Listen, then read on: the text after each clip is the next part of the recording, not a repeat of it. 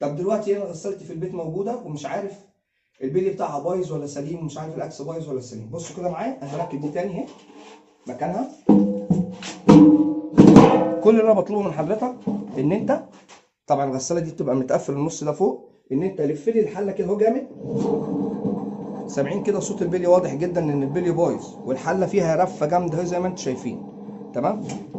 افتح لي باب الغساله ولف الحله لفه جامده كده بايدك، وانت بتلفها كام لفه بايدك بالطريقه دي، وابعت لي الفيديو. انا هقول لك ده صوت البلي كده تمام ولا في مشكله. دي حاجه. طيب ده كده انا بسمع صوت رمان البلي بالوضع ده.